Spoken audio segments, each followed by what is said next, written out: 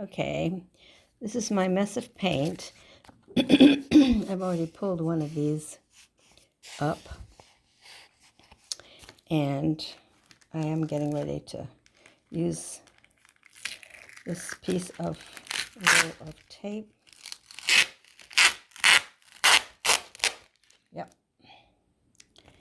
And I will, let's see, hold on, cut it into a manageable. Now it's still sticky because the paint has not covered everything. So I'm just going to pick up some paint on this plastic bag and just kind of press it down.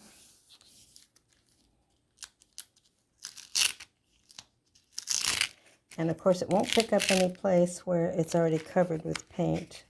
But any place that it's not, it will pick up.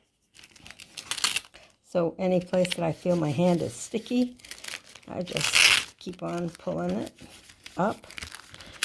And it makes quite an interesting bit of tape to use in many different ways. You can use this as like washi tape. Let's see. And what is happening is it's pretty much full of paint right now. Now, if it's sticky, here's what I have been doing with these. I have put them inside of a book. So I know this light is glaring. I don't know if I could film without the light. It's not very good, I suppose.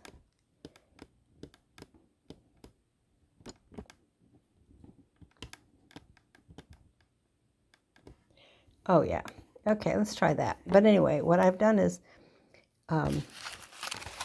first I tried putting it on, I guess it's called rice paper, but it's really like tracing paper. So that if I glued this to a page, you know, you could still see the print somewhat through here. But then I decided, why don't I just take these pieces? Of course, I had already cut this one into a tag shape as I did here and here. So I will just be able to rip this page out of the book and cut these. Of course, this one here I stuck something on the back of it. So I'll have to figure out what I'm going to do there. And this one I have not done anything in. It's just on that tracing paper. But you can see if I glue it down, I can get the writing through there. So anyway, that's what I do. I use my paint roller, my brayer, to bray off, instead of having a piece of paper there. I find that putting it on tape gives you an added dimension. If you just had paper, it would fill up and it wouldn't have any holes in it that would be see-through, like this one has now. You know, you can see some, if I glued this on and put it down, there would be text there. So anyway, that's how I get the tape up. Eventually, I just keep pulling it. And I could wait and pull up another version of tape instead of having this monochromatic thing. And one thing I do after I put it on the book, but I could also do it before I do that. If I'm not going to pick it up anymore, I just this might have just a tiny bit of tack to it, not much. And what I do, let me reach over here, is I have this little dish of either baby powder or talcum powder, or you could use cornstarch if you don't have any of that, and you just rub it. Put your fingers in there like it's sticky right here,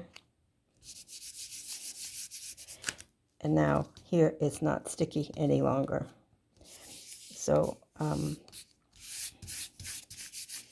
that takes care of the stickiness on the top. And since it's double-sided tape, and it is tricky, I must say, because it's extremely thin. That's why I've been putting it down onto book pages. It's a bit tricky, and you have to work at it to get it started. I'm not going to do that now because I'm trying to look through the camera, and that never gives me the proper information I need. I probably should put a light on as well. But anyway, you can get it started. I can almost feel it getting started. And if you want, and it ruins a bit at the top, for example here, okay? Now that's the backing paper. And if I pull it all the way off, and I might as well show you a book page. I'm not trying to advertise a book in any way.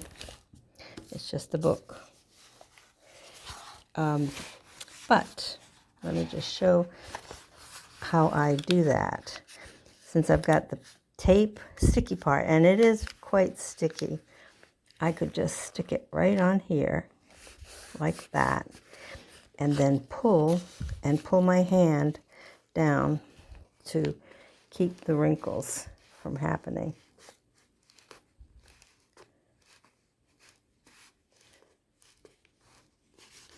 As you can see,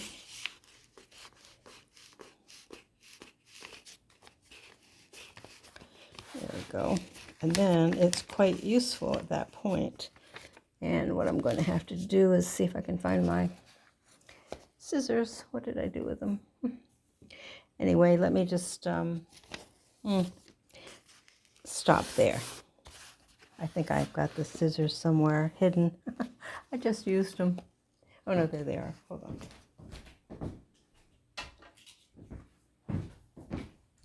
And since I am at the bottom of the page, that's the only reason I haven't gone the whole way. I'll just cut that off, like so. And now I have a piece of washi tape. I could just easily lift it off now. As a piece of tape, I can cut it with my mini die cut. So I could do anything with this. But it is quite useful, and since I cut it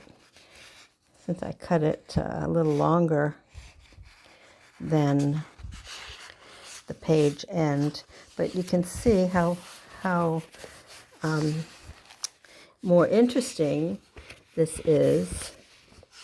As you can see, some faint bit of text through there. So that's kind of what I do with my leftover paint. And obviously I still have more to go. So I could use packing tape, and it's not double-sided so that the other side is shiny, and you can do a bunch of things with that. But this is liftable. All of this is liftable. A packing tape, if I did right now, would have a bunch of open spaces for which I would then use the powder to keep from being sticky. And then I could just glue it.